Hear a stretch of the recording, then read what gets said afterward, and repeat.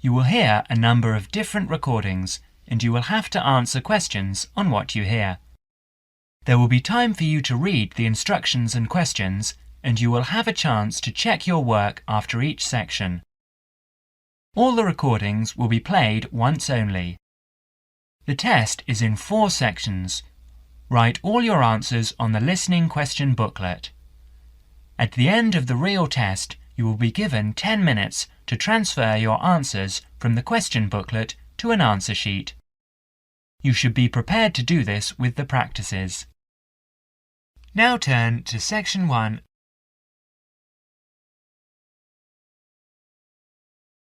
Section 1. In this section, you will hear a series of telephone conversations between an overseas student and some people involved in turn.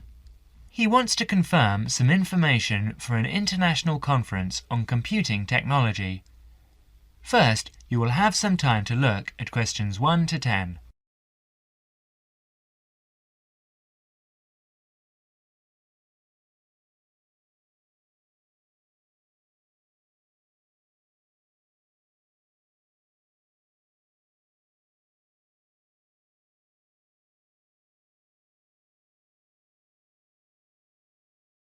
You will see that there is an example which has been done for you. On this occasion, only the conversation relating to this will be played first.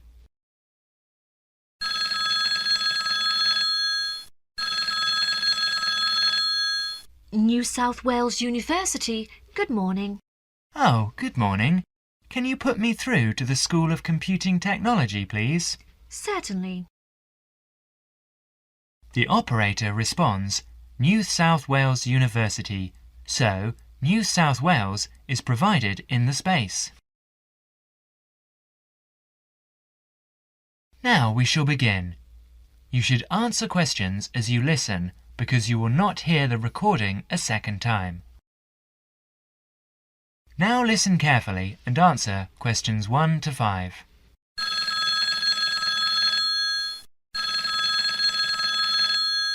New South Wales University, good morning. Oh, good morning. Can you put me through to the School of Computing Technology, please? Certainly. School of Computing Technology, Professor Dorfman's office. Oh, good morning. I was wondering if you could give me some information about the forthcoming Computing Technology 25th Conference. Dates, enrolment procedures, cost, that sort of thing. Certainly. When exactly is the conference? Well, the conference runs for 4 days from the 15th to the 18th of September. 15th to 18th September. Oh, good. I'll still be here then, and, where exactly is it being held? Is it at the university as in previous years? No, it's actually being held at the Pacific Hotel. We've rather outgrown the university conference facilities, so we've opted for this new venue. Right, Paradise Hotel. No, Pacific Hotel. Oh, right. And presumably we can get accommodation at the hotel. Yes, but you'll need to contact them directly to arrange that. I'll give you the number for hotel reservations. Have you got a pen ready? Yeah, go ahead.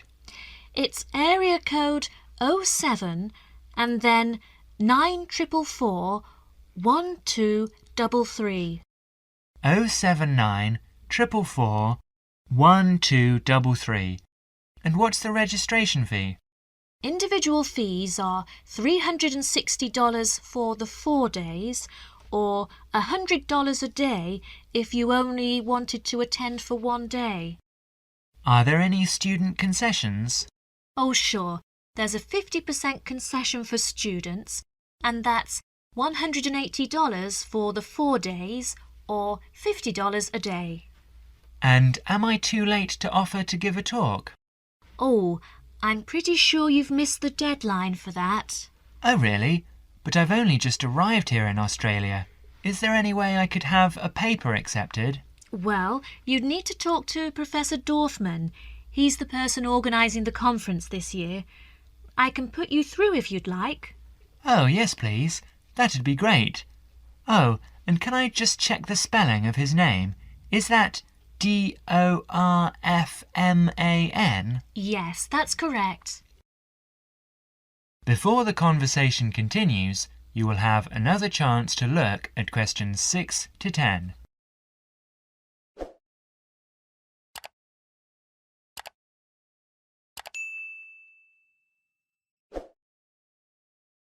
Listen carefully and answer questions 6 to 10.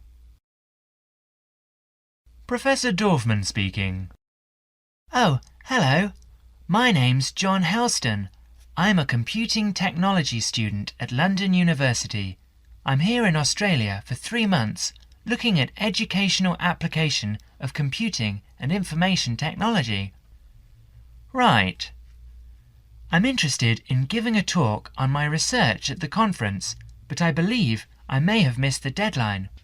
Well, strictly speaking, you have. The closing date was last Friday. Oh no! But we may be able to include your paper if it fits into our program. But you'll have to be quick. OK, what do I need to do? Send me an outline of your talk and make sure you include an interesting title for the talk, something to attract the delegates' attention. OK, interesting title, right. The outline should be no more than 300 words though. Right, I should be able to keep it down to 300 words, but would 400 be OK? No, not really, because we have to print it in the proceedings and we just don't have the space. Sure, I understand. And also, can you send me a short CV? The usual stuff, name, age, qualifications, that sort of thing. Right, include a brief CV. Actually, you can email it to me. That'd be quicker. Sure, what's your email address? Well, the best thing would be to send it to the Conference Administrative Officer. The address is admin in lowercase, you know, in small letters. Right. So, that's admin@anuconf.edu.au. Right, I'll do that straight away. Thank you very much. You've been very helpful. OK, well, we hope to see you in October then. That is the end of section 1. You now have half a minute to check your answers.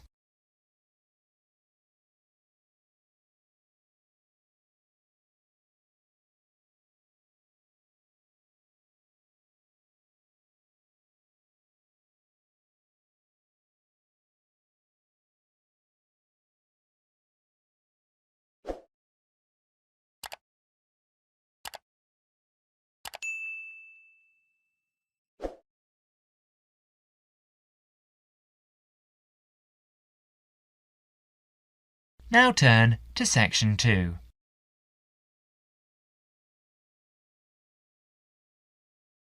Section 2.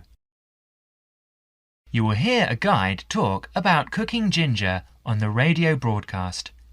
As you listen, answer questions 11 to 20. First, you will have some time to look at questions 11 to 20.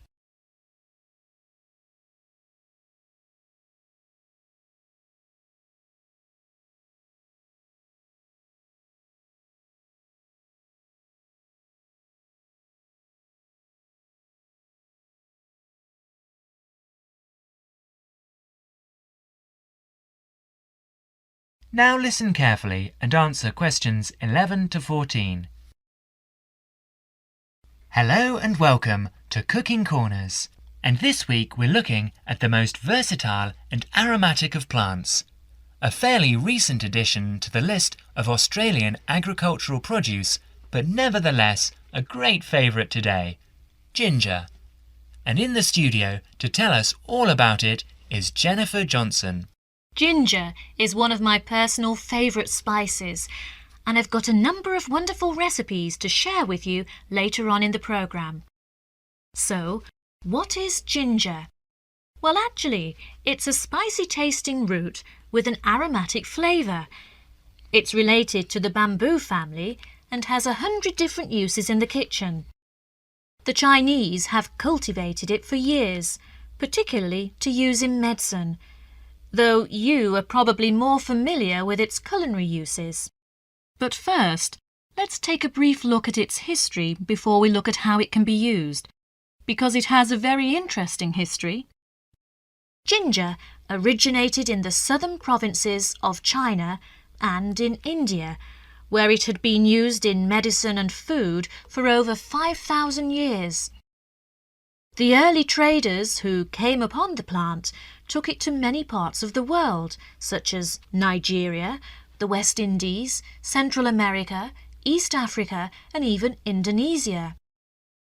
Ginger became extremely popular because of its exotic aromatic properties and was highly valued by spice traders in the 17th and 18th centuries because they were able to sell it back in Europe for a very good price. Although Australia is now the largest producer of ginger in the world, it wasn't grown in Australia until the early 20th century. Before Jennifer goes on to explain the history of ginger planting in Australia, you will have another chance to look at questions 15 to 20.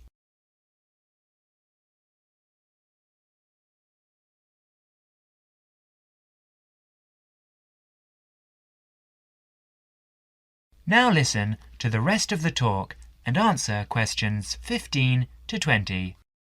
Apparently, some pieces of raw ginger found their way to an area about 100 kilometres north of Brisbane in Queensland earlier this century. The comparatively high rainfall and humidity in this area produced conditions which are perfect for growing ginger, so it became well established. But in the early days, the relatively high cost of production placed it as a disadvantage in the market, by comparison with the much cheaper ginger produced by other countries with lower production costs. Then, in 1941, the supply of ginger to Australia started to run out. Remember, this was in the middle of the Second World War, when everything was in short supply. This provided a perfect opportunity for the Queensland growers to expand their production and sales. 5 local farmers got together and formed a cooperative association in a place called Buderim. They started with only £25 between them. That was in the days when Australian currency was pounds, not dollars. So they set up the company with 2 wooden vats and 14 tons of raw ginger. But they went on to become the most successful ginger farmers in the world. In fact, nearly all the world's ginger now comes from the Buderim ginger factory in Queensland. 40% of the production is used in Australia, and the remaining 60% is exported overseas to places like Europe, North America, South Africa, and even to Asia, where it originated in the first place. So now, let's move on to look at ways of using ginger in the kitchen. That is the end of section 2. You now have half a minute to check your answers.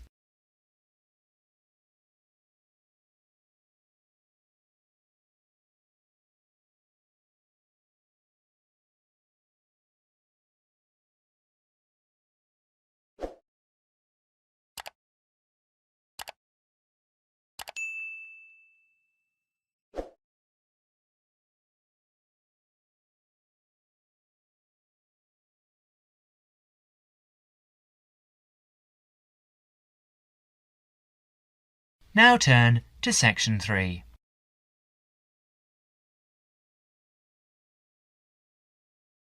Section 3.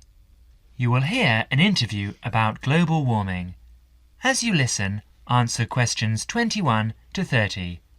First, you will have some time to look at questions 21 to 30.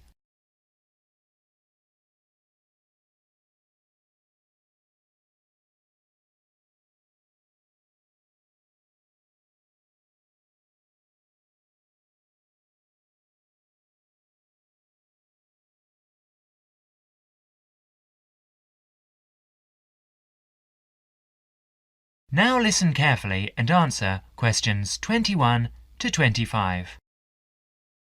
Dr. Parkinson, global warming was the threat of the 1980s, but it seems to have fizzled out of people's minds. Why do you think that is?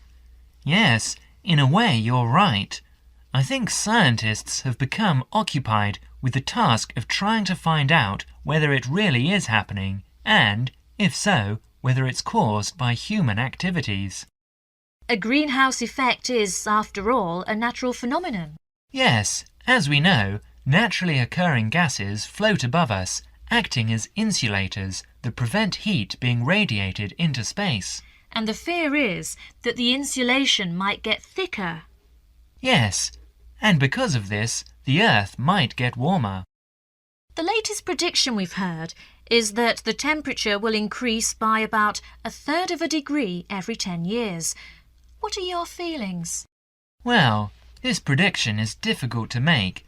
You see, the global climate is the result of a web of influences. Who is to say that a simple action, such as adding carbon dioxide to the atmosphere, will not have several effects which might even cancel each other out? And I understand that the prediction is hard to verify whatever. Precisely. Why is that? Because the Earth's temperature surges and subsides naturally. In fact, the best way of detecting global temperature change is to measure the temperature of the oceans as accurately as possible. And this avoids the sort of seasonal fluctuations of the temperature of land mass. Yes, in fact, an understanding of the oceans is crucial to understanding how the global climate works. The ocean transports heat around the globe. It's like a great reservoir of heat. A tiny change in sea surface temperature denotes a huge change in the amount of heat it is storing. Before Parkinson goes on to explain, you will have another chance to look at questions 26 to 30.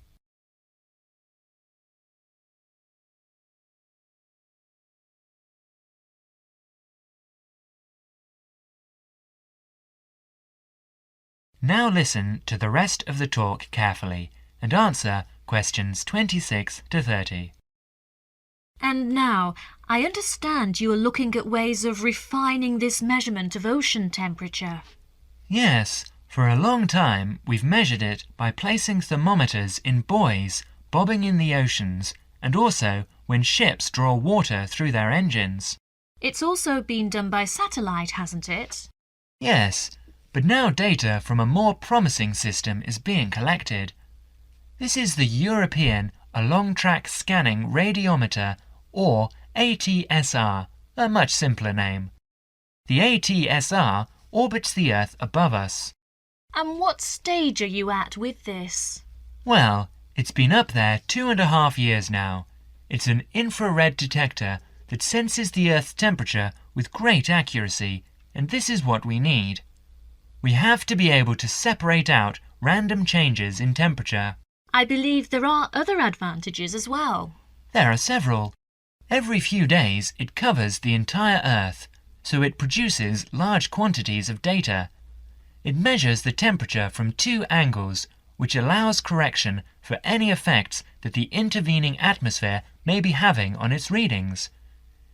Its field of view has a width of 500 kilometers, and it measures the temperature to 0.3 degrees centigrade. And it should go on for years? Yes. Thank you, Dr. Parkinson, for talking to us today. And now over to... That is the end of section 3. You now have half a minute to check your answers.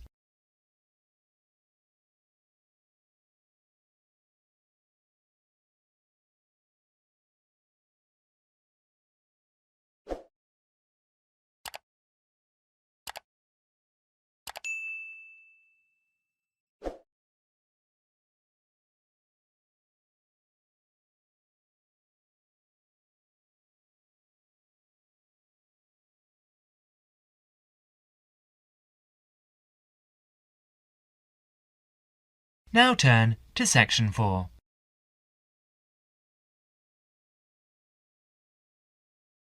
Section 4. You will hear an extract from a talk about preventative medicine, especially how students can look after their own health. As you listen, answer questions 31 to 40. First, you will have some time to look at questions 31 to 40.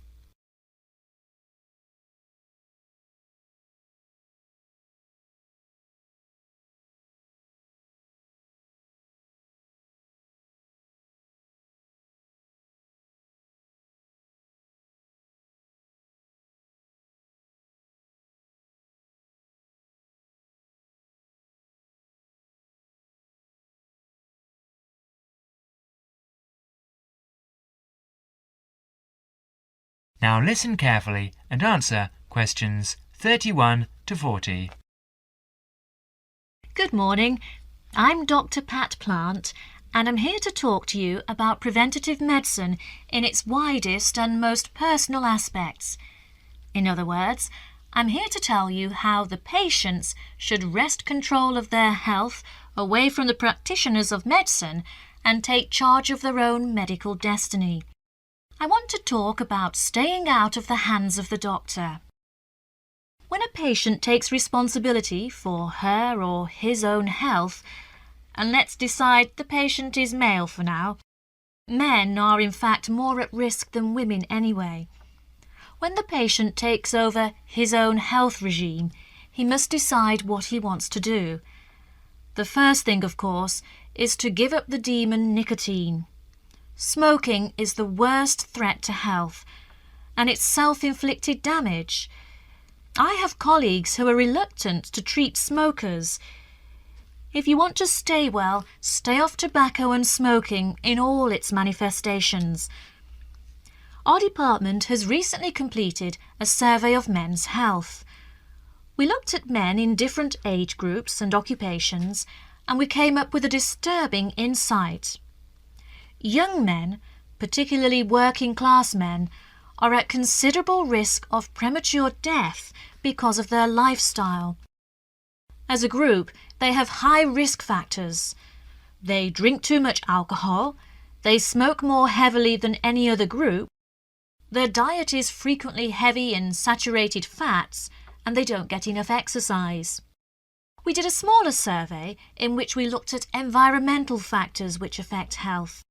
I had privately expected to find air or water pollution to be the biggest hazards, and they must not be ignored. However, the effects of the sun emerged as a threat which people simply do not take sufficiently seriously. Please remember that too much sunlight can cause permanent damage.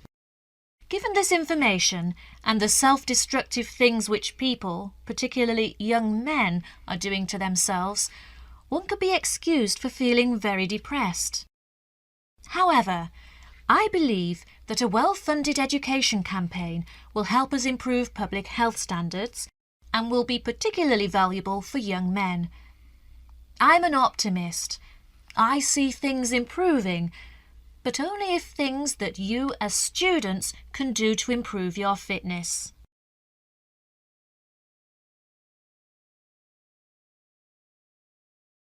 So now, I'd like to issue a qualification to everything I say. People will still get sick, and they will still need doctors. This advice is just to reduce the incidence of sickness. It would be great if disease was preventable, but it's not. However, we have power. In the late 1980s, the Surgeon General of the United States said that 53% of our illnesses could be avoided by healthy lifestyle choices. I now want to discuss these choices with you. You should try to make keeping fit fun.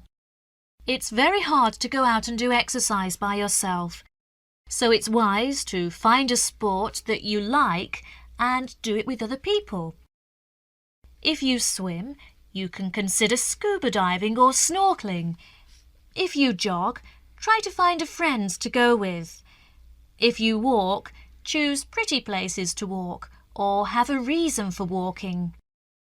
Your exercise regime should be a pleasure, not a penance. The university is an excellent place to find other people who share sporting interests with you, and there are many sports teams you can join. This, unfortunately, raises the issue of sports injuries, and different sports have characteristic injuries. As well as accidental injuries, we find repetitive strain injuries occurring in sports where the same motion is frequently performed, like rowing and squash. The parallel in working life is repetitive strain injury, which may be suffered by typists or other people who perform the same action hour after hour, day after day. In this context, therefore, the most important thing to remember before any sport is to warm up adequately. Do stretching exercises and aim at all times to increase your flexibility. Be gentle with yourself and allow time to prepare for the game you have chosen to play. Don't be fooled by the term warm-up, by the way. It's every bit as important to do your warm-up exercises on a hot day as on a cool one. I think one of the recognitions is that all sports can borrow from each other. Many sports programs are now encouraging players to use cross-training techniques, that is, to borrow training techniques from other sports. Boxers have been using cross-training for years, building up stamina by doing road work and weight training, while honing their skills and reflexes. Other sports which require a high level of eye-hand coordination are following this trend, so you see table tennis players running and jogging to improve their performance, and footballers doing flexibility exercises which can help them control the ball better. All of these results are good, but the general sense of well-being is best and is accessible to us all, from trained athletes to people who will never run 100 meters in less than 15 seconds. Good health is not only for those who will achieve athletic greatness. That is the end of section 4. You now have half a minute to check your answers.